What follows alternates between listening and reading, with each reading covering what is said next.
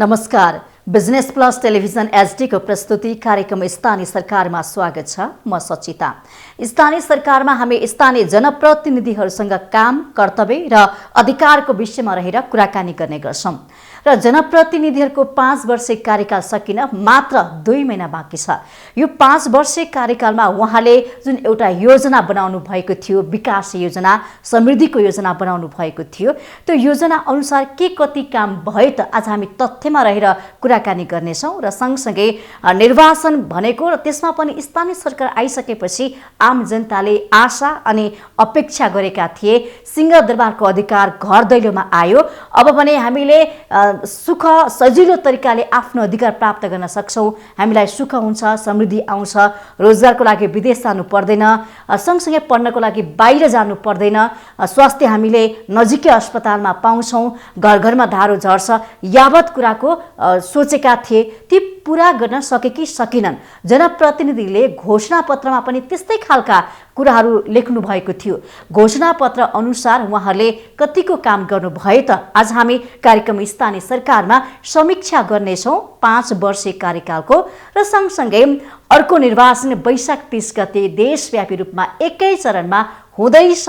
स्थानीय सरकारको यस बेलामा सबैजना लागि परिरहनु भएको छ। यसमा पनि अब हुने निर्वाचनमा चाहिँ के कस्ता सुधारहरू, के कुरामा ध्यान दिनुपर्छ विकासको लागि, यो पाटो पनि हामी केलाउनेछौँ र आज हामीले निम्ताएका छौँ कीर्तिपुर नगरपालिकाका उपप्रमुख हुनुहुन्छ सरस्वती रिजाल खड्काज्यूलाई आजको कार्यक्रम स्थानीय सरकारमा हामीले बोलाएका छौँ। यहाँलाई स्वागत छ। धन्यवाद। नमस्कार। आराम हुनुहुन्छ? आराम छु। 5 वर्षलाई सम्झिनु त कस्तो रह्यो तपाईँको?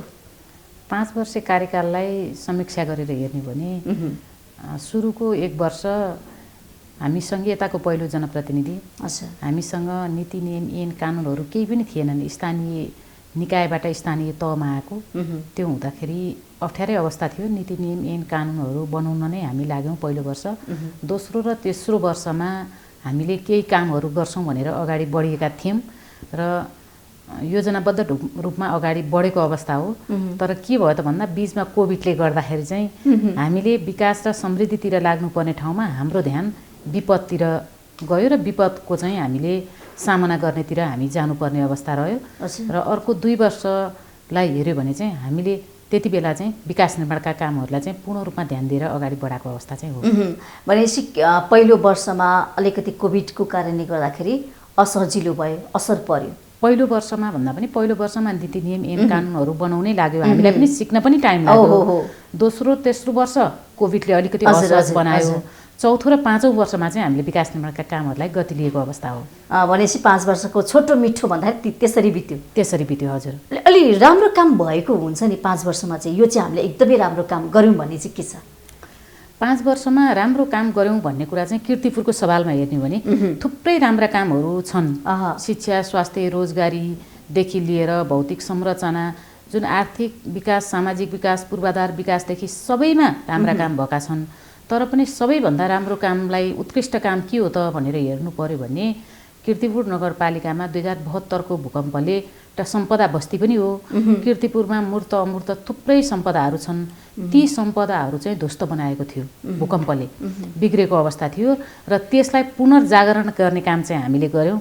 कीर्तिपुरमा रहेका मठ मन्दिर, पार्टी फल्चाहरू, बाहाबहीहरू सबैको पुनर्निर्माण भइसकेको अवस्था छ यो 5 वर्षभित्र। त्यो हेर्दाखेरि चाहिँ त्यसमा चाहिँ उत्कृष्ट काम गऱ्यौँ भन्ने लाग्छ। मठ मन्दिरहरू जुन भत्किएका संरक्षण भएको छ, पुनर्निर्माण पनि प्राथमिकता पायो। विद्यालय पर्यटकीय हिसाबले पनि हेर्ने हो भने रोजगारहरू पनि सिर्जना भयो, सिर्जना हुने अवस्था छ। किन भन्दाखेरि धार्मिक रूपमा पनि चर्चित ठाउँ हो। कीर्तिपुर किन जान्छन् त भन्दा कीर्तिपुर जाने भनेको त्यहाँको स्थानीय जुन किसिमको चाहिँ त्यहाँको मूर्त अमूर्त सम्पदा छ, सम्पदा नै हेर्नको लागि नै जाने हो। त्यो भएको कारणले तिनीहरूको चाहिँ हामीले पुनर्जागरण गर्ने काम चाहिँ गऱ्यौँ, अभियानै सुरु गऱ्यौँ र त्यो निर्माण चाहिँ पुरा भएको छ। अनि त्यसपछि हाम्रो जुन विद्यालय भवनहरू चाहिँ सबै विद्यालय भवनहरू चाहिँ पुनर्निर्माण भइसकेको अवस्था छ। केहीमा रेट्रोफिटिङ हुँदैछ, पुनर्निर्माणका कामहरू हुँदैछन्। सोचेअनुसार काम गर्न सके जस्तो लाग्छ तपाईँलाई? सोचेअनुसार काम गर्न सकियो तर अधुरा छन् केही कामहरू। अब कसरी पुरा गर्ने ती अधुरा कामलाई चाहिँ?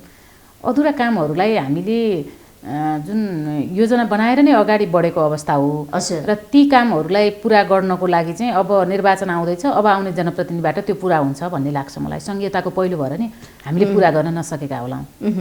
यो 5 वर्षको समयलाई तपाईँले अवसरको रूपमा पनि लिनुभयो होइन, चुनौती पनि भयो होला होइन, नबिर्सिने खालका चुनौती चाहिँ कस्ता थिए? चुनौतीहरू त थुप्रै छन् काम गर्दा, जहाँ चुनौती त्यहाँ अवसर भन्छौँ हामीले। तर त्यति हुँदा हुँदै पनि नबिर्सिने खालका चुनौती भनेको चाहिँ कोभिडको महामारी। कोभिडको महामारीले हामीलाई एकदमै ठुलो चुनौती ल्यायो। किन भन्दा पहिलो लहरमा पनि त्यत्तिकै चुनौती हामीसँग थियो। पिपिई शुद्ध नपाएर हामीले सिकाएको महिला दिदीबहिनीले पिपिई सिलाएर त्यो पिपिई हामीले स्वास्थ्य कर्मीलाई लगाउन दिनु पर्यो। त्यो खालको चुनौती पहिलो लहरमा थियो भने दोस्रो लहरमा जाँदाखेरि त अक्सिजन नपाएर बिरामीहरू चाहिँ कोभिडका बिरामीहरू छटपटाट भएको अवस्था, अक्सिजन लिनको लागि कुन ठाउँसम्म हामीले चाहिँ नि पहल गर्दा अक्सिजन प्राप्त गर्न सक्छौँ, अक्सिजन पाउन सक्छौँ भन्ने खालको अवस्था त्यो हुँदा पीडादायी, कोभिडको नै पीडादायी अवस्था नै रह्यो। हामीलाई चुनौती चाहिँ त्यही रह्यो। तर त्यसले पनि सिकायो हामीलाई, सङ्घर्ष गर्न सिकायो। तपाईँ महिला उपप्रमुख हुनुहुन्छ, पहिलो अभ्यास पनि हो हाम्रो होइन यो संहिता अनुसारको। तपाईँलाई आफू महिला उपप्रमुख भइरहँदाखेरि चाहिँ कस्तो अनुभव भयो? हुन्छ नि उपप्रमुख भएर काम गर्दाखेरि जनताले दिएका माया प्रतिक्रियाहरू कस्तो लाग्यो? उपप्रमुख त महिला नै हुनुपर्छ भन्ने त होइन, तर पनि देशव्यापी रूपमा धेरै सङ्ख्यामा हामी महिला उपप्रमुखहरू छौँ। म आफै पनि एकजना जनप्रतिनिधिको रूपमा नगरपालिकामा बसेर काम गरिराख्दाखेरि जनताले दिनुभएको माया, ममता, सद्भाव त्यसलाई चाहिँ एकदमै म त्योबाट चाहिँ उहाँहरूप्रति हार्दिक नमन पनि व्यक्त गर्दछु। र विशेष गरेर मेरो अनुभव कस्तो रह्यो भन्दा ज्येष्ठ नागरिक, त्यसपछि महिला, त्यसपछि चाहिँ जो अलिकति पहुँचबाट टाढा हुने खालको अवस्थामा भएकाहरू, उहाँहरूले चाहिँ हामीसँग सहजै ढङ्गले कुरा गर्न सक्ने किसिमको वातावरण सिर्जना भयो। त्यसैमा चाहिँ मलाई एकदमै खुसी लाग्छ। किन भन्दा महिला उपप्रमुख हुँदा महिलालाई सजिलो हुँदो रहेछ। उहाँहरूले चाहिँ आफ्ना कुरा सहज ढङ्गले राख्न सक्ने, बढी हुने। त्यसपछि ज्येष्ठ नागरिक बुवा आमाहरूले पनि सहज रूपमा चाहिँ आफ्ना कुराहरू राख्ने। त्यो सँगसँगै चाहिँ बालबालिकाहरूले पनि आफ्ना कुराहरू सहज रूपमा चाहिँ राख्ने किसिमको वातावरण बन्ने। र युवामा त म आफै पनि अलिअलि युवा नै छु, त्यही भएर पनि होला यस्तो यस्तो छ गरौँ है भनेर युवामा त महिला पनि हुन्छन्, पुरुष पनि हुन्छन्, उहाँहरूले पनि आफ्नो कुरा राख्ने। त्यो हुँदाखेरि चाहिँ मैले महिला हुँदाको अनुभव चाहिँ त्यो खालको अनुभव चाहिँ गरेँ। भनिसकेसम्म सबैबाट माया नै प्राप्त गरेँ मैले। सबैले सपोर्ट नै गर्नु, साथ दिनुभयो, सबैले साथ विश्वास दिनुभयो। मैले उहाँहरूले दिनुभएको विश्वासलाई 1 इन्च पनि गुम्न पनि दिएन। किनभने मतको सम्मान गरेको छु। हजुर, उहाँलाई पनि तपाईँले भरसक्दो माया दिनुभएको छ, सुख दुःखमा साथ दिनुभएको छ। एकदमै। के भनेर तपाईँलाई बोलाउँछन्? जस्तो कुनै ठाउँमा जाँदाखेरि हुन्छ नि, कार्यक्रममा होस्, घर दैलोमा जाँदाखेरि के भन्छन्? घर दैलोमा जाँदाखेरि चाहिँ अब दिदीबहिनीहरूले प्राय अलिकति बहिनीहरू छन् भने सरस्वती दिदी भनेर बोलाउनुहुन्छ। अब कसैले त उपमेर साहब नै भन्नुहुन्छ, तर पनि कतै जाँदाखेरि बहिनी भन्नुहुन्छ, सरस्वती बहिनी भन्नुहुन्छ, चेलीको रूपमा हाम्रो चेली भन्नुहुन्छ। एकदमै खुसी लाग्छ। उपप्रमुख हुँ भन्ने तपाईँलाई लाग्यो कि लागेन? त्यस्तो खालको कहिल्यै फिल भएन मलाई। कीर्तिपुरमा बसिराख्दा कीर्तिपुर नगरवासी दाजुभाइहरूले पनि के भन्नुहुन्छ भने हामी सबै तपाईँका दाजुभाइहरू हौँ है भन्नुहुन्छ। त्यो नै मेरो लागि एकदमै खुसी लाग्छ। हाम्रो चेली भन्नुहुन्छ, त्यसले धेरै नै खुसी लाग्छ मलाई। र म उपप्रमुख हुँ भन्ने भन्दा पनि म एउटा सबैको चेली हुँ भन्ने गरी चाहिँ लिएको छु। कतिपय ठाउँमा उपप्रमुखहरूले जुन एउटा पद दियो नि, त जिम्मेवारी दिएन अरे के, हस्तक्षेप गरियो, महिला भएकै कारणले गर्दाखेरि अधिकार धेरै कटौती गरियो भनेर गुनासो गर्नुभएको छ। तपाईँमा त्यस्तो समस्या देखियो कि देखिएन? त्यस्तो खालको देखिएन कीर्तिपुरमा। किन भन्दा प्रमुख र उपप्रमुखको काम कर्तव्य अधिकार, वडा अध्यक्षको काम कर्तव्य अधिकार, कार्यपालिकाको काम कर्तव्य अधिकार, नगरसभाको पनि छ प्रष्ट रूपमा स्थानीय सरकार सञ्चालन ऐनमै लेखिएको कारणले गर्दा आफ्नो अधिकार क्षेत्रभित्र रहेर नै हामीले काम गऱ्यौँ र एक अर्कामा समन्वय गरेर काम गऱ्यौँ, जसले गर्दा हामी बीच त्यस्तो खालको रहेन। र थप मैले चाहिँ नगरभित्र चाहिँ प्रवक्ताको रूपमा पनि काम गरिराखेको छु। कीर्तिपुर नगरपालिकाको प्रवक्ता पनि हो म। त्यसरी काम गर्दाखेरि चाहिँ त्यस्तो खालको मैले महसुस कहिले पनि गरिनँ। म विधान समितिको पनि संयोजक हुँ। हजुर, धेरै भूमिकामा तपाईँ रहनु भएको छ होइन? जस्तो उपप्रमुख, एउटा सफल उपप्रमुख भन्ने मैले भन्न सक्नुहुन्छ? के आधार, त्यो आधार भनिदिनुहोस् न। हो म किन भन्दा स्थानीय तहमा काम गरिरहँदा न्यायिक समितिको जुन विशेष गरेर उपप्रमुखको पहिलो जिम्मेवारी न्यायिक समितिको कार्य छ। न्यायिक समितिले गरेको काम अहिलेसम्म 5 वर्षको कार्यकाल पुरा हुन लाग्यो। अहिलेसम्म पनि हामीले हुन त अधिकतम मेलमिलापलाई नै प्राथमिकता दियौँ, तर मेलमिलाप हुन नसकेका विवादहरूलाई निर्णय गऱ्यौँ। ती निर्णयहरू अदालत गए। अहिलेसम्म अदालत जाँदा कुनै पनि विवादहरू चाहिँ बदर भएर आएका छैनन्, सबै विवादहरू सदर भएका छन्।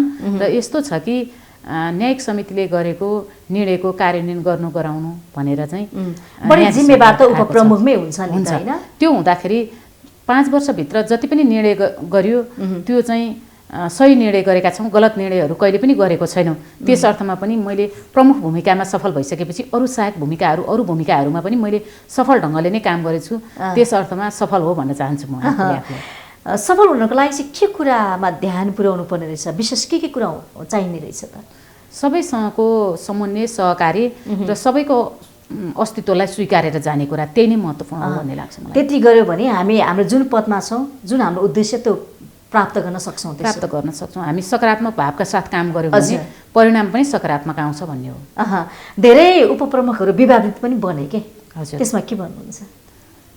त्यसमा हुनसक्छ यो महिलाहरू मानौँ काठमाडौँकै मानौँ न, कति दोहोरी चल्यो हैन, प्रमुख र उपप्रमुख बिचमा धेरै भयो नि त लफडा। यसमा चाहिँ के हुनसक्छ भन्दा आफ्नो आफ्नो पाटो हुन सक्छन् र व्यक्तिगत स्वभावका कारणले पनि हुनका पनि हुन सक्छन् कति कुराहरूमा। त्योतिर चाहिँ नजाउँ भन्ने लाग्छ मलाई। त त्यस्तो कुराले असर गर्छ नि त। तपाईँहरू त विकास प्रेमी नेता हो नि त हैन। स्थानीय सरकार भनेको त समृद्धिको लागि हो नि त, हामीले बनाएको, सुविधाको लागि, विकासको लागि, लोकतन्त्रको लागि बनाएको हो नि त हैन। तर यहाँ चाहिँ व्यक्तिवादी झैझगडा गर्ने, प्रमुख उपप्रमुख विवाद हुने, यसले पनि असर गर्छ नि विकासलाई। असर गर्छ। त्यो कुरामा ध्यान दिनुपर्छ पर्दैन भन्नु खोजेँ। ध्यान दिनुपर्छ। जनताले हामीलाई के स्वभावले होला, यहाँ स्वभावको कुरा गर्नु होला हैन। कतिपय मेयर उपमेयरको स्वभावले पनि त जनतालाई असर पुर्याएको हुनसक्छ नि त। सच्याउनु पर्ने कुरा यो पनि होला नि त, आगामी दिनमा नहोस् भन्नलाई। सचिनुपर्छ। किन भन्दा जनताले जुनसुकै राजनीतिक दलबाट निर्वाचित भएको भए पनि मिलेर काम गर्नु भनेर नै पठाउनु भएको हो। किन भन्दा त्यो नगरभित्र भएका जुन निर्वाचनको बेलामा भएका उम्मेदवारहरूमध्ये उत्कृष्ट देखेर नै पठाउनु भएको हो र मिलेर काम गर्नुहोस् भनेर प्रमुख उपप्रमुख वडा अध्यक्षहरू सबैजना समन्वय गरेर मिलेर काम गर्नुहोस् भनेर नै निर्वाचित गरेर पठाउनु भएको हो। र त्यो कुरालाई हामीले गुमाउन दिनु हुँदैन। किन भन्दा त्यो कुरा नै हामीले गुमायौँ भने जनताका भावनामा हामीले चाहिँ चोट पुर्यायौँ कि भन्ने लाग्छ। महिलाको कुरा विशेष जोड दिन्छु, किनभने महिला उपप्रमुख हुनुहुन्छ। तपाईँ आइसकेपछि धेरै महिलाहरूले आशा अपेक्षा पनि राखेका हुन्छन् हैन। महिलाको पाटोमा, महिलाको क्षेत्रमा चाहिँ के काम गर्नुभयो? महिलामा कस्तो खालको परिवर्तन आयो तपाईँ आइसकेपछि चाहिँ? महिलामा थुप्रै कामहरू हामीले गऱ्यौँ। जुन उत्पादन समूहहरू बनाएर ती समूहमा काम गर्दै हामीले अहिले सौगात गृह भनेर कीर्तिपुर नगरपालिकामा 12वटा सटरहरू हामीले बनाएका छौँ र वडागत रूपमा ती सटरहरूमा चाहिँ उत्पादन महिला दिदीबहिनीहरूले उत्पादन गरेका सामानहरू पनि राखेको अवस्था चाहिँ छ। यसरी हेर्ने हो भने महिला सशक्तिकरणका कामहरू हामीले थुप्रै गऱ्यौँ। र महत्त्वपूर्ण कुरा के छ भन्दा हिजोको दिनमा योभन्दा 4 वर्ष अगाडिलाई हेर्ने हो भने अगाडि आएर आफ्नो परिचय गर्न नसक्ने महिला दिदीबहिनीहरू अहिले राम्रोसँग कार्यक्रम सञ्चालन गर्न हुनुभएको छ। त्यो पनि थोरै सङ्ख्यामा होइन, हजारौँ सङ्ख्यामा हुनुभएको छ। व्यक्तित्व विकास, मानव संसाधन विकास भनौँ न हैन, धेरै कुरा राख्न सक्ने विकास, त्यो महत्त्वपूर्ण कुरा छ। उत्पादन समूहहरूसँग त हामीले झोला उत्पादन समूह बनाएछौँ, बाँसका सामान उत्पादन समूहहरू बनाएका छौँ। त्यसै गरी कृषि उत्पादन, कपडा बुनाइका उत्पादन समूहहरू छन्। मसला पिन्नेहरूको लागि मसला उत्पादन समूह बनाएर मसला मिसिनै दिएका छौँ। सिलाइ गर्नेहरूको लागि सिलाइ प्रविधि हस्तान्तरण गरेका छौँ। अचार, कागजको कप बनाउने मेसिन कीर्तिपुर नगरपालिकामा छ। कागजको कप उत्पादन महिला समूहबाट सञ्चालन गर्ने गरी अगाडि बढाएका छौँ। अब छिट्टै उत्पादन हुने तयारीमा छ। कागजको कप पनि प्लास्टिक जुन न्यूनीकरण अभियानलाई पनि त्यसले समर्थन गर्छ, त्यो पनि हामीले ल्याएका छौँ। भन्दा महिला दिदीबहिनीहरू धेरै सशक्तिकरणको पाटोमा अगाडि बढेको छ, क्षमता अभिवृद्धि भएको अवस्था छ। भनेपछि आर्थिक पाटोमा पनि बलियो हुँदै हुनुहुन्छ है उहाँहरू, सिप सँगसँगै भनौँ न। सिप र प्रविधि हामीले हस्तान्तरण गऱ्यौँ, जसले गर्दाखेरि चाहिँ उहाँहरूले आर्थिक रूपले महिला कमजोर भयो भने महिलाहरूले चाहिँ हिंसा हुन्छ भन्ने कुरालाई विशेष गरेर हुन्छ भन्ने कुरामा चाहिँ उहाँहरू सचेत रहनु भएको छ। भनेपछि कतिपय दिदीबहिनीहरू पैसा कमाउनले विदेश पनि जाने गर्नुहुन्थ्यो, त्यो मानसिकता तोडिया छ त्यसो भए? विदेशै जाने गरी चाहिँ त्यति कीर्तिपुरको चाहिँ देखिएको छैन। मानसिकता तोडेकै अवस्था छ। यहीँ बसेर पनि केही गरौँ न भन्ने खालको दिदीबहिनीहरूको सोचाइ चाहिँ त्यो किसिमको छ। त्यत्तिकै नबसौँ, कौशी खेती करेसा बारी भए पनि गरौँ, केही न केही गरौँ, हामीले केही गर्नुपर्छ भन्ने ऊर्जाशील हातहरूलाई त्यत्तिकै राख्नुहुन्न भन्ने सोच चाहिँ दिदीबहिनीहरूको छ। सकारात्मक सोचका साथ अगाडि बढ्नु भएको छ। हजारौँ सङ्ख्याका हिजो भएर पनि चुप लागेर बस्ने दिदीबहिनी चाहिँ अब बस्नुहुन्न, चुप लागेर घरमै बसेर केही काम गरौँ भन्ने त्यो आदत चाहिँ सुरु भएको छ। बस्नु व्यावहारिक रूपमा त्यो काम सुरु गर्नु भएको छ है उहाँले। सुरु भइसकेको अवस्था छ यो संघीयताको पहिलो।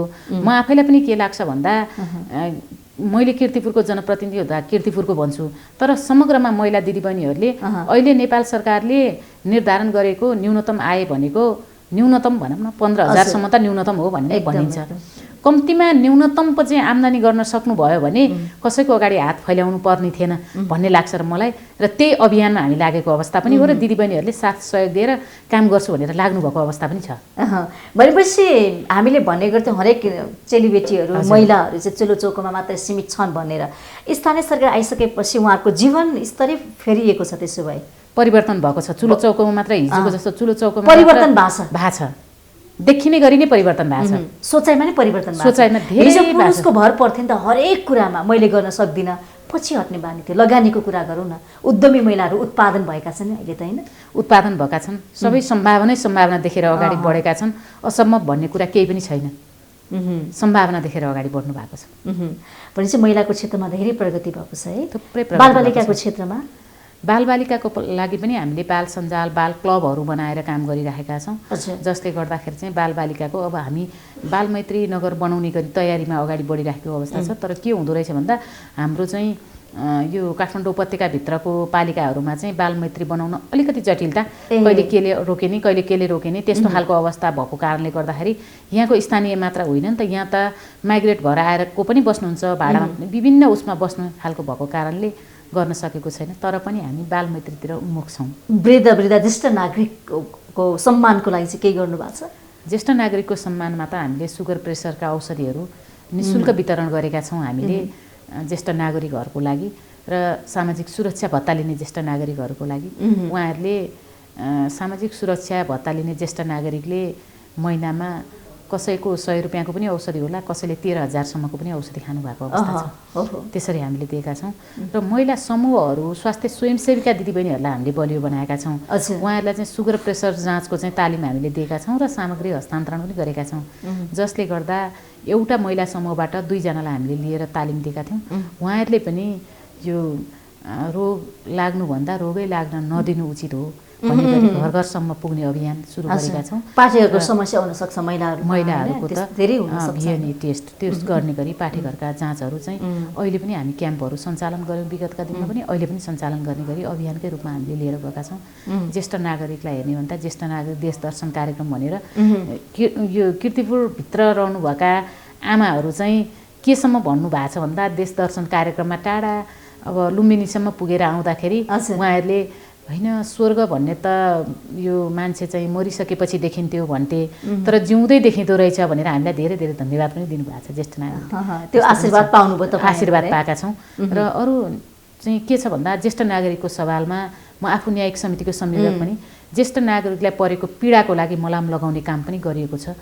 छोरा बुहारीहरूले पालन पोषण गरेनन् भनेर मुद्दा दर्ता गर्नुहुन्छ, तारिकमा राखी उहाँहरूलाई पालन पोषण गराउने अवस्थासम्म पनि सिर्जना गरिएको छ। त्यस्तै अवस्थाहरू छन्। भने सुशासनको पाटोमा पनि अब्बल छ। हजुर। सामाजिक अनि आर्थिक पाटो पनि भइहाल्यो होइन? हजुर। अनि त्यो सँगसँगै अब एउटा विपद व्यवस्थापनको पाटो पनि तपाईँहरूभित्र पर्छ नि, त्यसमा के गर्नुभयो? विपद व्यवस्थापनको त कोभिडले हामीलाई ठुलो विपद लिएर आयो र त्योबाट हाम्रो सिकाइ पनि राम्रै सिकाइ रह्यो। हामीले बजेट एलोकेट गर्दा रहेछौँ सबै क्षेत्रलाई हेर्ने तर विपदलाई थोरै बजेट छुट्याउने, त्यो खालको हाम्रो परिस्थिति थियो। तर अहिलेको अवस्थामा हेर्ने हो भने कोभिडले गर्दा चाहिँ हामीलाई सचेत हुने किसिमको वातावरण सिर्जना गर्यो र विपद व्यवस्थापनलाई चाहिँ हामीले सामना गर्ने किसिमले अगाडि बढ्यौँ। र विपद व्यवस्थापन जुन हाम्रो चाहिँ विपद व्यवस्थापन शाखा नै छ कीर्तिपुर नगरपालिकामा, त्यसरी अगाडि बढ्ने किसिमको वातावरण रह्यो र कामहरू पनि हामी सबैजनाले हातेमालो गरेर काम गर्ने अवस्था चाहिँ रह्यो। भनेपछि तपाईँको 5 वर्ष कार्यकालमा तपाईँका नागरिक खुसी हुनुहुन्छ भने त ढुक्क हुनुहुन्छ? खुसी छु म, आफूलाई हेर्दाखेरि चाहिँ सन्तुष्ट छु र 100मा 100% त कोही पनि हुन सक्दैन, 100% हुन सकिँदैन, तर पनि केही प्रतिशतहरू त पुरा हुन नसकेका होला, तर पनि खुसी छौँ र गर्न नसकेका केही कामहरू पनि छन्। कति प्रतिशत काम गरे जस्तो लाग्छ तपाईँलाई? हामीले बोकेको राजनीतिक जुन घोषणापत्र थियो, हाम्रो राजनीतिक दलको घोषणापत्र र अरूका घोषणापत्रका नि राम्रा कुरा समेटेर नीति कार्यक्रम हामीले बनाएर अगाडि बढेका थियौँ र अहिलेसम्म आउँदाखेरि चाहिँ घोषणापत्रमा भएका 80% कामहरू चाहिँ हामीले पुरा गरेका छौँ। 20% पुरा हुन सकेका छैन। त्यसरी हेऱ्यो भने 80% पुरा गऱ्यौँ भन्ने लाग्छ। हस्, यति बेला कार्यक्रममा पालो भएको छ विश्रामको।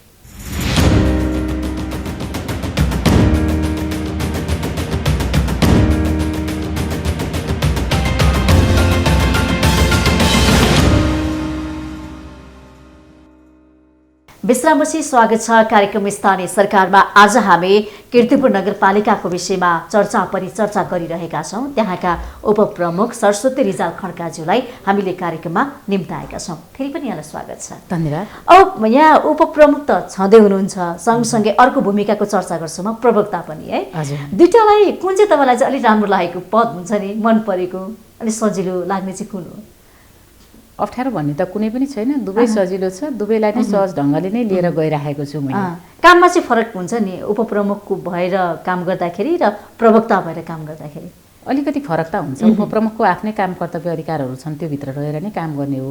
प्रवक्ताको पनि आफ्नै हुन्छ। मैले प्रवक्ता भइसकेपछि गरेको भनेको चाहिँ मासिक रूपमा पत्रकार भेटघाट कार्यक्रम भनेर गरेको छौँ र त्योबाट चाहिँ हामीले मासिक भएका गतिविधिहरू चाहिँ जनतामाझ ल्याउने किसिमको वातावरण गरेका थियौँ। बिचमा कोभिडले गर्दाखेरि त्यो अलिकति गराउनु पनि दिएन, त्यस्तो खालको छ।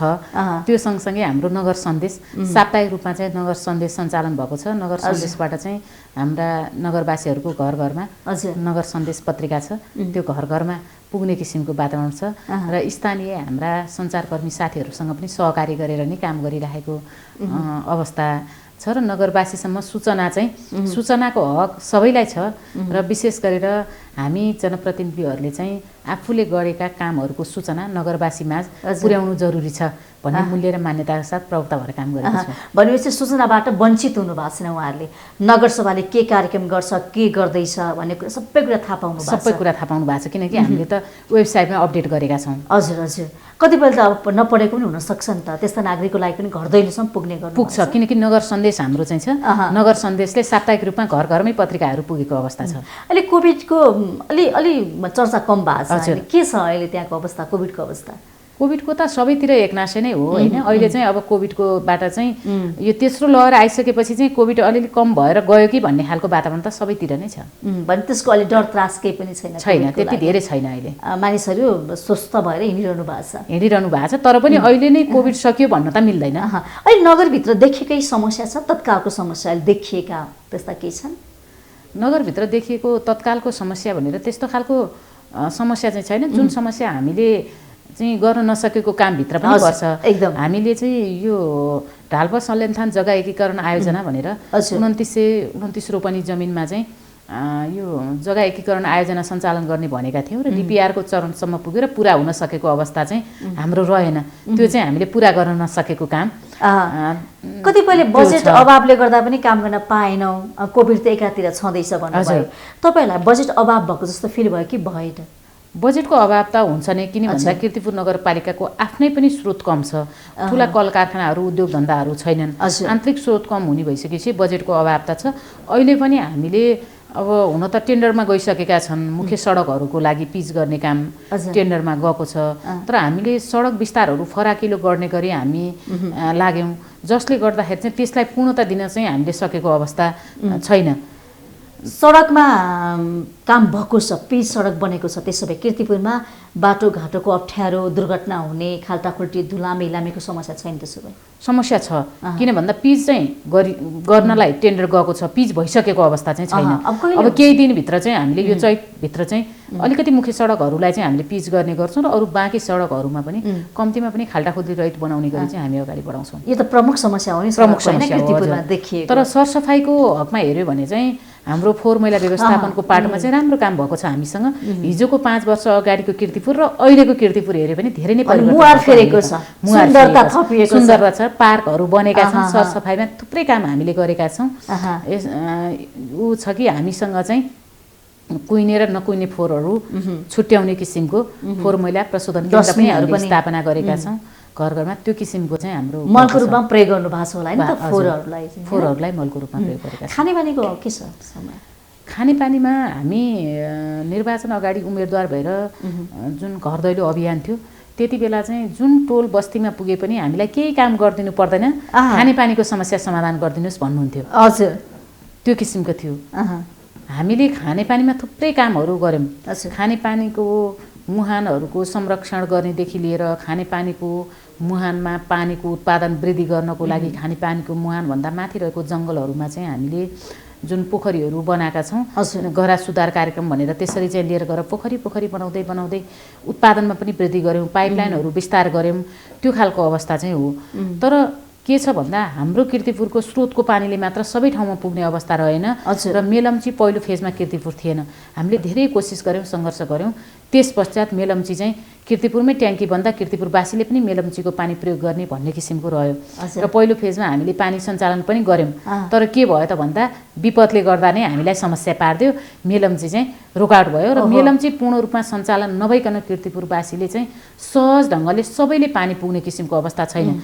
तथापि यसको समस्या पाएका छन् त खानेपानी त्यसो भए अहिले हेऱ्यो भने कीर्तिपुर नगरपालिकाको 1, 2 र 10 वडा कीर्तिपुर डाँडा र ट्याङ्लाफाँट बाहेक अरू वडामा चाहिँ पानीको चाहिँ हुन त पानी जनसङ्ख्या कति छ अहिले कीर्तिपुरमा? हाम्रो कीर्तिपुरको तथ्याङ्क अहिलेकै तथ्याङ्क त बाहिर आइसकेको त छैन हैन।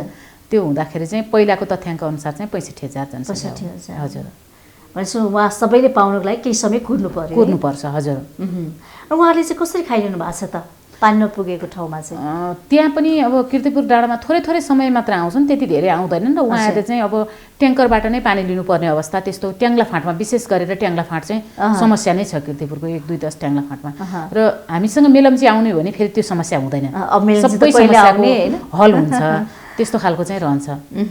अब आय स्रोत वृद्धि गर्ने कुरामा चाहिँ के छ तपाईँहरूको? आय स्रोत वृद्धि गर्नको लागि चाहिँ हामीले हामीसँग भएका स्रोतहरूको चाहिँ के छन् भनेर स्रोतको तथ्याङ्क लिने गरी अगाडि बढाएका छौँ र भएका स्रोतहरूलाई नै व्यवस्थित गरेर नै आय स्रोत बढाउने भन्ने कुरा नै छ हामीसँग। तर पानीका स्रोतहरूलाई चाहिँ हाम्रो स्रोतले धान्न सक्ने अवस्था छैन, मेलम्ची नै चाहिन्छ। त्यसलाई मेलम्ची नै पर्छ। हजुर, किन भन्दा बस्ती विकासको क्रम पनि त हाम्रो बढेको अवस्था छ नि। अव्यवस्थित सहर होला, फेरि व्यवस्थित गर्नुपर्ने होला, त्यस्तो समस्या छ कि छैन? ढलको समस्या हुनसक्छ। ढलको चाहिँ हाम्रो ढल निकासमा अव्यवस्थित त छ नै, त्यति हुँदाहुँदै पनि ढल निकासमा हामीले थुप्रै कामहरू गऱ्यौँ र अहिले हाम्रो कीर्तिपुरको वडा नम्बर 4 बाहेक सबै ठाउँमा ढल निकासका कामहरू भइसकेका छन्। 6 नम्बर वडामा पनि डिपिआर भइसकेको छ। बृहत ढल निकास भनेर हाम्रो 6 नम्बर वडा, 4 नम्बर वडा र अरू बाँकी रहेका ठाउँहरू 1 देखि 9 वटै वडा, अरू 9 वटा वडा र 4 नम्बर वडा सम्मको लागि पनि हामीले डिपिआरको चरणमा गइसकेको छ र ढलको चाहिँ प्रक्रिया अगाडि बढिसकेको कारणले तत्कालै हामीले अब केही समय पश्चात नै कीर्तिपुरको सबै वडाहरूमा चाहिँ ढल निकासको व्यवस्थापन चाहिँ पुरा भएको हुन्छ। अब म चर्चा गर्छु तपाईँको सरस्वती हेर्ने भने 5 वर्ष कार्यकाल सुखद हैन, समृद्धितर्फ विकासतर्फ नै गएको जस्तो देखियो हैन। अब उपमेयर त तपाईँ हुनुहुन्छ नि, अब कार्यकाल सकिन लाग्यो, केही समय काम त गर्नु होला। अब फेरि पनि निर्वाचन हुँदैछ एकै चरणमा देशव्यापी रूपमा वैशाख 30 गते हैन। तपाईँको के छ? दोहोरिने सम्भावना छ? दोहोरिन चाहनुहुन्छ अथवा के छ त? अब यो चाहिँ हामी राजनीतिक पार्टीमा आबद्ध भएको कारणले गर्दाखेरि चाहिँ हाम्रो पार्टीले जे निर्णय गर्छ त्यो निर्णयलाई नै हामीले बोकेर हिँड्नुपर्छ भन्ने नै हो। तर पनि अब पार्टीको निर्णय र त्यसपछि यो जुन नगरमा कीर्तिपुर नगरमा हुँदा जनताका इच्छा त्यसले पनि भर पर्ने हुन्छ। तर तथापि त्यति हुँदै पनि यो हामीले सङ्घीयताको पहिलो जनप्रतिनिधि भएको कारणले गर्दाखेरि चाहिँ हामीले बिचमा सिक्ने पनि समय लाग्यो। सुरुको चरण सिक्न लाग्यो, बिचमा कोभिडले अप्ठ्यारो पार्यो र पछिल्लो समय केही कामहरू गरेका छौँ र अधुरा कामहरू थुप्रै हामीसँग बाँकी छन्। त्यो भएको कारणले गर्दाखेरि अधुरा कामहरू पुरा गर्नकै लागि पनि दोहोरिँदाखेरि चाहिँ सबैको लागि हित हुन्छ भन्ने लाग्छ मलाई। यहाँले विकासको लागि, जनताको लागि दोहोरिँदा राम्रो हुन्छ भन्ने कुरा भन्नुभयो हैन? हजुर। के छ यो विषयमा छलफल भएको छ? हामी फेरि दोहोऱ्यौँ हैन, अर्को कार्यक्रममा हामी यो काम गरौँला, बाँकी कामहरूलाई गरौँला भन्ने त्यो जनतालाई त्यो कुरा सन्देश पुगेको छ कि छैन? छलफल भएको छ यो विषयमा? जनतासँग पार्टीभित्र पनि भनौँ न हामीले सन्देश चाहिँ पुर्याइसकेका छौँ तर पनि अब निर्णायक भनेको त हामी आबद्ध रहेको पोलिटिकल पार्टी दिँदैन हैन त्यसपछि कीर्तिपुरवासी जनता नै हुनुहुन्छ त्यसको निर्णायक टिकट पाउने सम्भावना चाहिँ कतिको छ तपाईमा पनि त्यो एउटा हुन्छ नि कन्फिडेन्स मैले चाहिँ टिकट पार्टी र जनताले दियो भने दोहोरिने भन्ने कुरा चाहिँ हाम्रो हो यो विषयमा चाहिँ टिमै दोहोरिनु राम्रो हुन्छ नगर प्रमुखदेखिको जुन टिम छ त्यो टिम नै दोहोरिनु चाहिँ उपयुक्त हुन्छ किनभने तपाईँले धेरै कुरा सिकिसक्नु भएको छ जग बसाल्नु भएको छ बाँकी कामलाई पुरा गरौँ भन्ने चाहना होला तपाईँहरूको होइन पार्टीले पनि पक्कै मूल्याङ्कन गर्नुहुन्छ भन्ने लाग्छ किन भन्दा हामीले राम्रो कामै गरेका छौँ र हामीलाई जनताले दिएको विश्वासलाई हामीले 1 इन्च पनि गुम्न दिएका छैनौँ र हामीले साझा प्रतिबद्धता पनि के गरेका थियौँ भने सकभर हामी राम्रो गर्छौँ नराम्रो हामी गर्दैनौँ भनेर प्रतिबद्धता गरेका थियौँ र कीर्तिपुर नगरवासीहरूले हामीलाई जुन विश्वास गरेर मतदान गरेर विजय गराउनु भएको छ त्यो विश्वासलाई हामीले डगमगाउने गरी हामी कार्यकालको 1 सेकेन्डसम्म पनि त्यो गर्दैनौँ भनेका थियौँ र गरेका पनि छैनौँ विश्वासलाई गुम्न दिएका छैनौँ त्यस अर्थमा पनि उचित मूल्याङ्कन हुन्छ पार्टी र नगरवासीबाट चाहिँ उचित मूल्याङ्कन हुन्छ भन्ने लाग्छ फेरि निर्वाचित भएर आउनुभयो भने अब चुनाव होइन उठ्ने हुनुभयो भने तपाईँको घोषणापत्रमा चाहिँ के कुरा टिप्नुहुन्छ तपाईँले विशेष गरेर हामीले युवाहरूलाई परिचालन गरेर जति धेरै कामहरू गर्नु पर्थ्यो त्यो कामहरू संहिताको पहिलो हामी सिक्दै पनि हामीलाई लाग्यो त्यसले गर्दा पनि होला हामीले युवा परिचालन गर्न सकेनौँ गर्न खोज्यौँ कोसिस गऱ्यौँ तर सकेनौँ अबका दिनहरूमा भयो भने चाहिँ युवाहरूलाई अधिकतम युवाको परिचालन गरेर विकास निर्माणसँग जोड्दै आर्थिक र सामाजिक विकास र पूर्वाधार विकासलाई सँगसँगै लिएर जाने गरी पूर्वाधार विकास त विकासको आधार मात्र हो त्यो आधारलाई पुरा गरेर आर्थिक सामाजिक पाटो र जीवन उपयोगी रूपमा जीविकोपार्जनसँग जोड्ने कुरालाई चाहिँ महत्त्व दिएर अगाडि बढ्छौँ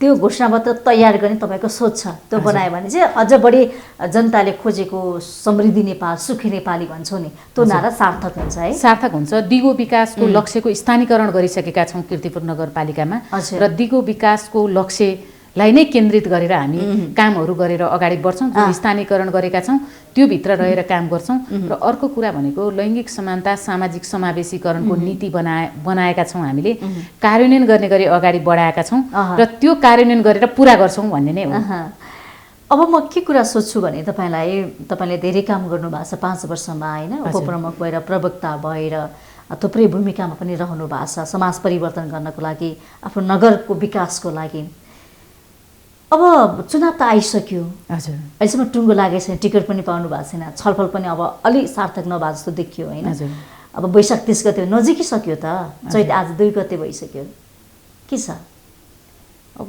पार्टीले पनि त केही मूल्याङ्कन होला नि त होइन पार्टीले मूल्याङ्कन गरेको होला किन भन्दा पार्टी घर दैलोमा जानुपर्ने होला कांग्रेस त अभियान सुरु गरिसक्यो हैन घर दैलोमा त हामी पुगेकै छौं जनप्रतिनिधि प्रत्येक पल चाहिँ हामी जनताका घर दैलोमा नै छौं जनता माझ नै हुन्छौं सधैँभरि त्यो हुँदाखेरि हाम्रा लागि छुट्टै घर दैलो भन्ने किसिमको त त्यो नरहला हामी सधैँ जनतासँगै छौं र घर दैलोमै छौं भन्ने नै हो प्रत्येक घरमा अहिले पनि हेरे भने कीर्तिपुर नगरवासीको 1 देखि 10 वटै ओडाको कसको घर कहाँतिर छ यसो हेर्ने बित्तिकै थाहा हुन्छ कसको घर कुन ठाउँमा कति नम्बर ओडामा छ भन्ने पत्ता लाग्छ त्यो हुँदा सहज ढंगले नै पुगेको अवस्था नै छ जनता माझ नै छ तपाईको मिठो पललाई सम्झु न 5 वर्षमा एकदमै सम्झना नबिर्सिने खालको छड हुन्छ कुन चाहिँ छ त्यस्तो छ सम्झनु पर्ने कि मिठो र तितो पल मिठो पललाई मैले सम्झने खुसी व्यक्त गर्ने खुसी भएको के तपाईलाई एकदम हुन्छ नि ओहो भन्ने खालको हुन्छ नि उपप्रमुख भएर चाहिँ एउटा जीवनमा के प्राप्ति गरे जस्तो फिल हुन्छ नि मैले त्यस्तो खालको क्षण सबैभन्दा खुसीको क्षण सम्झिने हो भने चाहिँ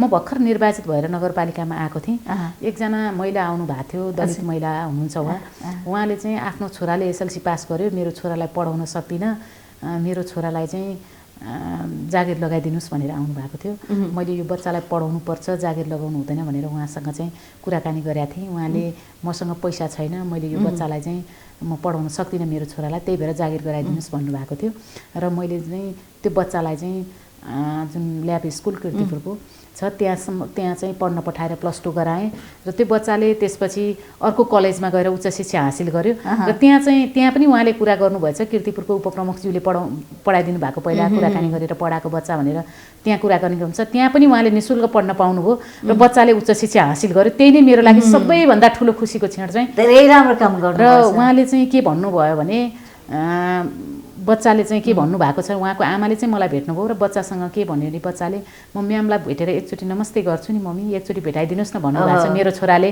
भनेर त्यो आमाले भन्दाखेरि म एकदमै खुसीले, मेरो सीमा रहेको थिएन, म धेरै खुसी, मैले त्यो खालको खुसी चाहिँ कहिले पनि मैले प्राप्त गर्न सकेको थिइनँ भन्ने लाग्छ। धेरै खुसी जीवनमा तपाईँले हैन। र त्यो सँगै कुनै एकजना महिला जसले चाहिँ मसँग चाहिँ मैले आम्दानी गर्न सकिनँ, मेरो हातमा कुनै पनि उ रहेन, अप्ठ्यारो छ भन्दा एउटा सिलाइ मेसिन दिँदा उहाँले मलाई धन्यवाद दिदी, तपाईँले गराउनु भएको कारणले गर्दा मैले सिप सिकेर अहिले दिनको 300 देखि 500 रुपियाँ आम्दानी गर्छु, मेरा बालबच्चाहरूलाई चाहिँ मैले पालन पोषण गर्न सकेको छु भन्न आउनुहुन्छ। त्यो जति खुसी मेरो लागि कहिले पनि रहेन। यस्ता राम्रो राम्रो काम गर्दै जानु होला आगामी दिनमा पनि है। तपाईँ जुन काम राम्रो कामको सुरुवात गर्नुभएको छ नि, हजुर तपाईँले गर्नुहोला र तपाईँ जस्तै अरू प्रमुखले पनि सिक्नुपर्छ क्या तपाईँसँग, जस्तो तपाईँले गर्नुभएको छ नि कामहरू होइन। अवश्य राम्रो काम गर्नेछु र अरूले पनि गर्नुभएको छ, गर्नुहुनेछ भन्ने पनि विश्वास लिएको छु मैले। अब यो स्थानीय तहको निर्वाचनमा तपाईँ बसेर काम गर्दाखेरि सुधार्नुपर्ने पाटो, ध्यान दिनुपर्ने कुराहरू, हामीले त्यो कुरामा सुधारौँ भने चाहिँ अझ बढी हामीले विकास गर्न सक्छौँ भन्ने लाग्छ नि होइन, के छ? स्थानीय तहमा बसेर काम गर्दा हामीले सुधार गर्नुपर्ने पक्ष भनेको चाहिँ अहिले पनि हेऱ्यो भने हाम्रो संविधानको अनुसूची 8 र 9 जुन स्थानीय तहको एकल अधिकार र साझा अधिकारका कुराहरू छन्, एकल अधिकारभित्र रहेर स्थानीय तहले ऐन कानुनहरू बनाएर काम गरिरहेको अवस्था छ भने साझा अधिकारका विषयहरूमा अहिले पनि त्यो किसिमको चाहिँ भएको अवस्था छैन र साझा अधिकारका ऐन कानुनहरू बनिसकेको चाहिँ छैन, पूर्णता पाइसकेको छैन। किनभने प्रदेश पनि भर्खरै उसमा रह्यो, संघीयताको पहिलो भएर पनि होला, हामी सकारात्मक हुनुपर्छ, तर पूर्णता भइसकेको अवस्था चाहिँ छैन। त्यसले गर्दा स्थानीय तहमा काम गर्नको लागि केही अन्योलताहरू चाहिँ छन्। त्यसै गरी अर्को महसुस गर्नुपर्ने कुरा के छ भने नीतिगत कुराहरू चाहिँ त्यो किसिमको छन् भने अर्को कुराहरू संविधानको मर्म सहकारी, सहअस्तित्व र समन्वय 3 तहको सरकारको, त्यसमा पनि पूर्ण रूपमा त्यो हुन नसकेको हो कि भन्ने लाग्छ। त्यसलाई पुरा गर्नु चाहिँ जरुरी छ, संघीयताको यो मर्म अनुसार नै पनि त्यसलाई पुरा गर्नु जरुरी छ। र अर्को सुधार गर्नु नै पर्ने पक्ष भनेको चाहिँ स्थानीय तहमा के छ त भन्दा हामीले जुन किसिमको स्थानीय तहमा नीति नियम ऐन कानुनहरू बनाउनलाई छुट्टै किसिमको संयन्त्र चाहिँ छैन, छुट्टै संयन्त्र छैन, तर ऐन कानुनहरू बनाउनु पर्ने किसिमको चाहिँ छ। र त्यो सँगै अर्को कुरा के छ भन्दा योजनाहरू बनेर कार्यान्वयन गर्ने मात्र छ, हामीसँग योजनाहरू नै बनाउने किसिमको छुट्टै संयन्त्र पनि छैन। त्यो संयन्त्रहरू बनाएर हामीले काम गर्नु जरुरी छ र आगामी दिनहरूमा चाहिँ त्यो संयन्त्रहरू बनाएर काम गर्ने गरी स्थानीय तह अगाडि बढ्नु जरुरी छ। हामी त्यसरी नै काम गर्छौँ भन्ने नै हो। अब स्थानीय सरकार आइसकेपछि जनताले सिंहदरबारको अधिकार पाएको महसुस चाहिँ गरेका छन्। त्यसो भए स्थानीय सरकार आइसकेपछि जुन सिंहदरबारको अधिकार गाउँ गाउँमा भनेको छ अहिले पनि गाउँसम्म चाहिँ पुगेको छैन। किन पुगेको छैन भन्दा हुन त केही हदसम्म पुगे, हामीले आयलेखा आयकर वडा वडामा नै पुर्यायौँ। त्यसै गरी सिफारिसहरू पनि हामीले चाहिँ वडाबाट नै हुन्छन्, 35-36 वटा सिफारिसका अधिकारहरू वडा वडामा नै पुगेको अवस्था छ। त्यो हुँदा महसुस गर्नुभयो भन्ने पनि लाग्छ। आफ्नै वडाबाट चाहिँ उहाँहरूले जुन सेवा सुविधाहरू वडा वडाबाट पाउँदाखेरि महसुस गर्नुभयो भन्ने लाग्छ। तर हामीले संविधानले भनेको त जग्गा धनी प्रमाण पूर्जा पनि स्थानीय तहबाट नै हुन्छ भन्ने किसिमका धेरै कुराहरू छन् नि त त्यो भित्र। तर ती कुराहरू पुग्नको लागि चाहिँ अझै पनि सिंहदरबारले चाहिँ अझै के हुनुपर्छ भन्दा खुल्ला दिलले चाहिँ स्थानीय तहसम्म पुगोस् भन्ने किसिमको वातावरण चाहिँ सिर्जना गर्नु जरुरी छ। भनेपछि केन्द्र सरकारले प्रदेश सरकारले भन्नु जति सहयोग गर्नुपर्ने गरेको छैन, गरेको नै छैन भन्ने त नभनौँ, तर पनि जति हुनुपर्थ्यो त्यति किसिमको हुन सकेको अवस्था चाहिँ छैन अहिले पनि।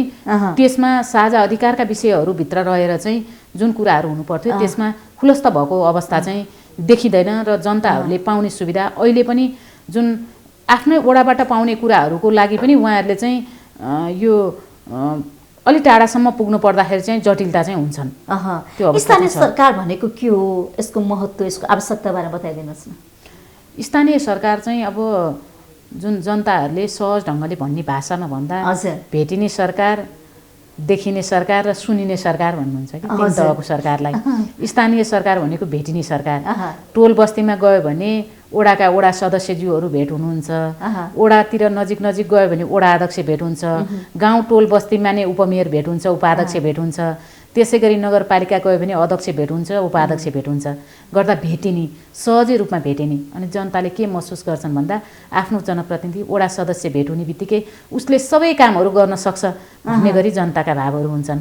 वडा अध्यक्षले मेरो वडा अध्यक्षलाई भने सबै कामहरू वडा अध्यक्षबाट पुरा हुन्छन् भन्ने महसुस पनि हुन्छ। त्यो स्वाभाविक पनि हो, आफूले विश्वास समस्या समाधान पनि हुने भयो चाँडोभन्दा चाँडो। र त्यसै गरी उपमेयरलाई भेटिसकेपछि कानुनदेखि सारा कुराहरू चाहिँ समस्याको छिट्टै समाधान हुन्छ। त्यसमा पनि अहिले त अधिकतम महिलाहरूले त आमाको भाव हुन्छ, कुराहरू छिट्टो सुन्छन् बुझ्छन् भन्ने पनि हुन्छ। र नगर प्रमुखलाई नै भेटेपछि त उहाँले सिङ्गो हाम्रो चाहिँ सबैभन्दा ठुलो मान्छे भेटियो, सबै कुराहरू चाहिँ पुरा हुन्छन् भन्ने हुन्छ।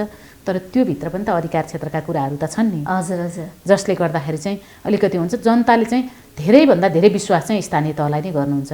किन भन्दा भेटिने भएको कारणले, छिट्टो भेटिने भएको कारणले गर्दाखेरि आजको आवश्यकता हो त्यो सबै स्थानीय सरकार धेरै नै आवश्यकता हो, आजको आवश्यकता हो। र भोलिको दिनसम्म पनि निरन्तरता गरी जाने र स्थानीय सरकार बलियो हुने र जनप्रतिनिधिहरूले पनि जनताका भावनाहरूलाई बुझेर जनतालाई केन्द्रमा राखेर काम गर्ने गरी जानु चाहिँ जरुरी छ। र गरिराखेको पनि त्यही छ। अहिले हेऱ्यो भने र स्थानीय सरकार नहुने हो भने कोभिडको बेलालाई हामी फर्केर हेरौँ त, कोभिडमा यति सहजै ढङ्गले कोभिडको चाहिँ हामीले पराजित गर्न सक्ने अवस्था हुन्थेन होला।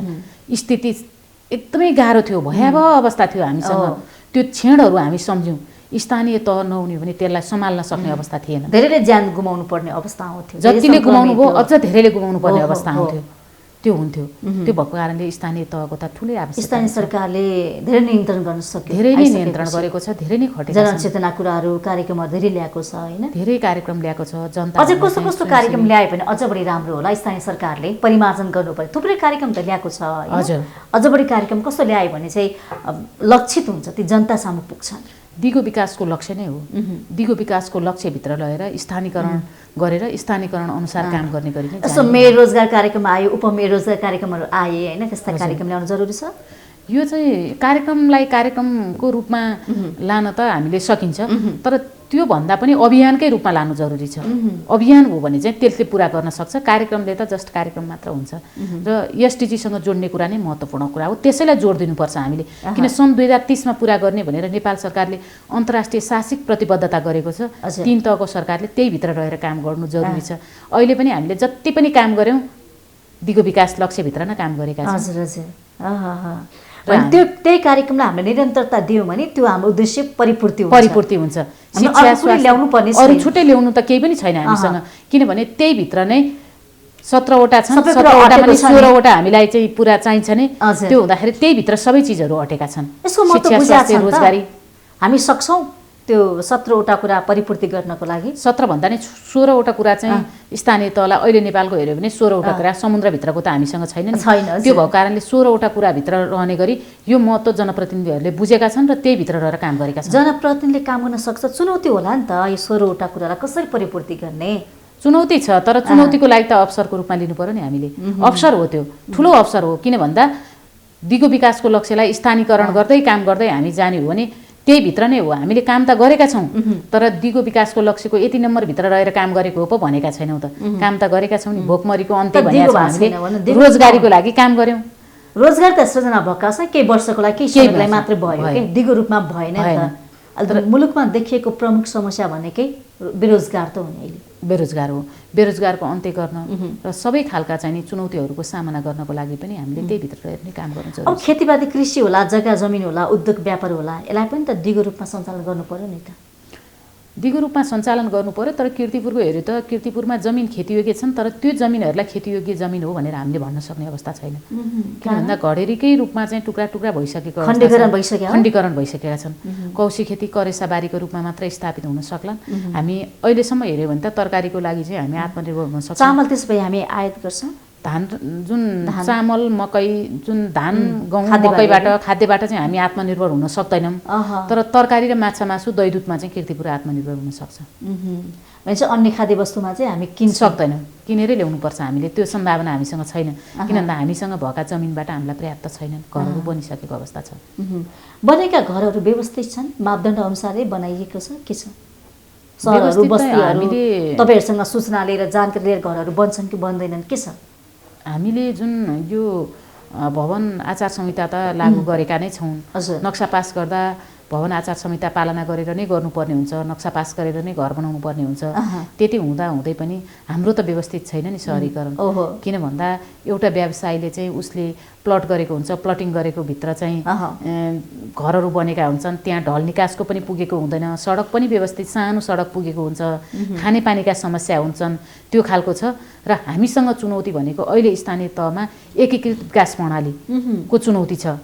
ढल निकास, खानेपानी, त्यसपछि विद्युत प्राधिकरण, टेलिकम, यिनीहरूको चाहिँ हाम्रो चाहिँ साझा रूपमा समन्वय भएर काम गरेको अवस्था छैन, जसले गर्दा एउटाले बनाउने अर्कोले भत्काउने, फेरि बन्छ फेरि भत्किन्छ, फेरि बन्छ फेरि भत्किन्छ। सबै कुरा त नगरपालिकाले हेर्दैन नि, सबैमा समन्वय हुनु पर्यो नि। एकीकृत विकास प्रणालीको चाहिँ हामीसँग ठुलो चुनौती छ र त्यस कारणले पनि र त्यो सँगसँगै हाम्रो व्यवस्थित सहरीकरण नभएको कारणले गर्दाखेरि काम गर्नलाई जटिलताहरू। अब यो एकीकृत प्रक्रियाको जुन प्रणाली छ त्यो चुनौती छ भन्नुभयो, त्यसलाई कसरी हटाउने त? त्यसलाई समाधान कसरी गर्ने त? त्यसलाई हटाउनको लागि चाहिँ नेपाल सरकारले नै त्यो किसिमको चाहिँ निर्देशन दिनुपर्छ विकास निकायहरूलाई र सबैलाई एकीकृत ढङ्गबाट काम गर भन्ने किसिमको वातावरण चाहिँ सिर्जना गर्नुपर्छ। अब हामी कार्यक्रमको अन्त्यमा छौँ, जाँदै आफ्नो नगरवासीहरूलाई के भन्न चाहनुहुन्छ? कीर्तिपुर नगरवासीहरूलाई चाहिँ धेरै धेरै धन्यवाद दिन चाहन्छु म, किन भन्दा उहाँहरूले विश्वास गरेर अमुतले मतले विजय गराउनु भएको थियो। 5 वर्ष कार्यकाल पनि पुरा हुन लागेको छ। 5 वर्षसम्म काम गर्दाखेरि सबैको साथ सहयोग प्राप्त गर्न सक्यौँ। सबैले हाम्रो चेली भनेर माया ममता गर्नुभयो र उहाँहरूलाई जति मैले आफूले सकेको मेरो योग्यता, दक्षता, क्षमताले भ्याएसम्म सिक्दै कामहरू गरेर पनि उहाँहरूले जुन काम गर्नुभएको थियो त्यसलाई 1 सेकेन्डसम्म पनि रोकिन, तत्काल गर्ने गरी जति सक्दो छिटो त्यसलाई पुरा गर्छु भनेर लागि परे र उहाँहरूको पनि थुप्रै साथ सहयोगहरू प्राप्त गर्न सकेँ। र आगामी दिनहरूमा पनि कीर्तिपुर नगरवासीहरूले हामीलाई साथ सहयोग दिनुहुनेछ, माया ममता गर्नुहुनेछ र आगामी दिनहरूमा पनि यही जनप्रतिनिधिहरू चाहिन्छन् भन्ने किसिमको चाहिँ उहाँहरूले गर्नुहुनेछ भन्ने विश्वास पनि लिन्छु र सबैलाई धेरै धेरै धन्यवाद र आभार पनि प्रकट गर्दछु कीर्तिपुर नगरवासीहरू। समयको लागि यहाँलाई धेरै धेरै धन्यवाद। यहाँलाई पनि धेरै धेरै धन्यवाद, बोलाउनु भयो, केही कुरा राख्नुभयो, यसको लागि धेरै धेरै धन्यवाद। आज हामीले कार्यक्रम स्थानीय सरकारमा कीर्तिपुर नगरपालिकाका उपप्रमुख सरस्वती रिजाल खड्काज्यूलाई निम्ताएका थियौँ। कार्यक्रमबाट म पनि उज्जवल पर्छु। बिजनेस प्लस टेलिभिजन HD हेर्दै गर्नुहोला। नमस्कार।